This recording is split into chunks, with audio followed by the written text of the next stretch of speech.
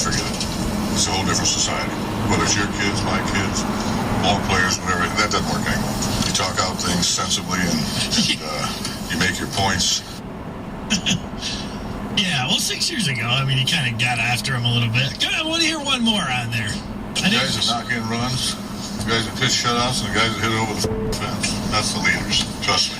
Those are the leaders. Don't buy all the other bullshit. I've ever seen a guy yet that hits 200 or 220 that was a leader. Never in my life have I ever seen one. Never. I hear all that bull in a clubhouse of leadership. Yeah, Victor was a leader last year. Yeah, he knocked in 100 and some runs. He got big hit after big hit with 2 outs. I've seen all that stuff. I've been through all that, believe me. And I'm not the smartest bear in the woods, but I've seen all that. And I've seen the so-called leaders that are leading when they're hitting 310, and when they're hitting 240, you can't find them. Been through it, seen it. I like the leaders. When the umpire says play ball, the guys that knock in runs, pitch shutouts, and make plays, those are my leaders. Justin Verlander, a leader for the Tigers. So is that what you're talking about, Larry? Larry's smiling somewhere. I got you. I didn't listen to that. I saw the list there that Leyland had talked before the game, but, we're talking so much about Verlander. And, yeah, maybe a little bit of that profanity did leak over. It's a passion from this team. Been looking for some. And I think if you ask everybody that's listening right now, the people that are going to call up at 248-539-9797, if this is a game that can't get you going and get this team dialed in and get everything working in sync, then, what's it going to take? Let's go to Derek. You're on 97 on the ticket. What's up, man? How you doing? Pretty good, Derek. Yeah, how you doing? Good. Oh, man, great game. Just left the game. JV was outstanding. Yeah. Some of the best pitcher I've seen in a long time. Yeah, he was. I mean, if you would have had the no-hitter, you could have said, oh, man, he just was so dominant, just had everything working there. And, he did.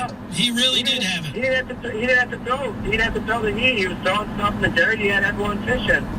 He did. Whatever, when they talk about just being able to pinpoint control where you want it, it wasn't until after the 6th inning that you saw him getting up into the high 90s. Before that, I mean, it looked easy. We know it's not easy because you watch how many pitchers are not able to do it, but, man, he had it, 94 exactly where he wanted, and then you're right, man, he would throw that curveball, and he was, it had big-time drop. I mean, the one that, there were a couple in there, the one that dropped in late that looked just like a strike, I mean, it was, started up at about 8 feet, man, and it dropped down right there.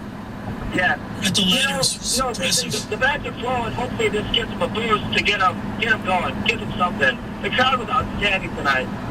Oh, yeah. I mean, Derek, you were at the game, you said? Yeah. Yeah, I mean, you could just hear it. I'm listening to the game on the radio, and about the, after the 4th inning, that's when you do the crowd. I mean, the crowd knows what's going on, and maybe before that they thought about it, but, you got dusk settling in, and you got JV, anybody that had a clue, that wasn't named Joe that was sitting out there watching that game just knew that, there was definitely a chance for something special, and it was that close to being that something special. Yeah, I mean, ever since the 7th inning, I don't think no one sat down. Just every pitch, clapping, it was outstanding to watch. Yeah, it's a great thing to be at. I mean, I was at the first no-hitter that he had there. That's something I knew at the time that it'd always go back June 12th or 13th, whenever it was. I'd always go back and I would talk about that game because that's what you hope as a sports fan, that one day you go to a game and there'll be a no-hitter. Everybody wants that in their bucket list or whatever, wish list. As a sports fan, you want to see that. And tonight, if you were down there, you were 2 outs away from joining that club. Now, I'm sure there were probably, 10,000 people that would have claimed that they would have been at that first Verlander no-hitter, but there would have been 30,000 plus that would have had one to their credit tonight, and they were that close. All in all, still not too bad. Tremendous night, great night, but close to that historic night where you could have had that no-hitter if you were down there. We've cleared the phone lines. You can join us here, talk about the Tigers, 248-539-9797, but really talking about Justin Verlander and just the tremendous performance that he had tonight. And if you were down there, and we love hearing from people that were that close to witnessing history, and we would like for you to share that with us.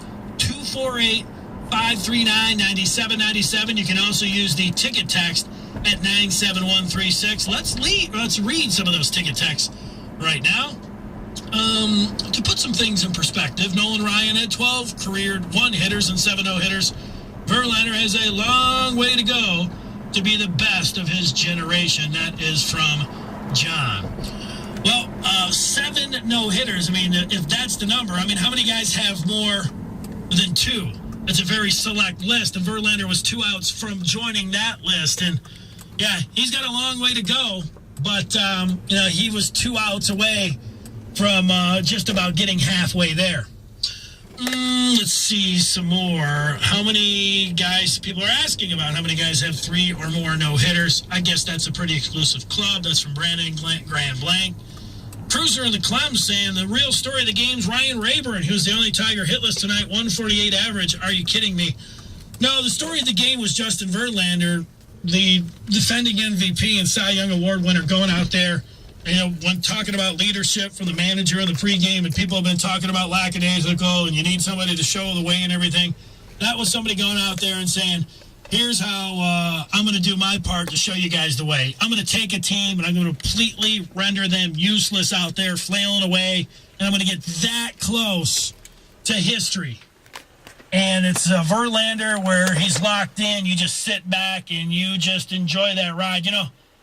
I remember, if you're young and you're watching this, it's really a treat. I mean, it's a treat for everybody. But I can remember being young, and Wilcox he might have had a perfect game going, and the White Sox broke it up. But I remember that game like it was, yesterday, and I always think, I was that close. Well, Verlander now, I mean, he dances so close to these and tantalizes me. This has been a number of times. Verlander, this was his 9th complete game with 4 hits or less, and a 5th complete game with 2 hits or less. So 1 hitter tonight, and we have seen it repeatedly from him, and we saw it tonight getting that close. All right, we'll get to your calls coming back. People have dialed in to talk about what they saw from Verlander tonight. We'll hear from you next. 97.1 The Ticket.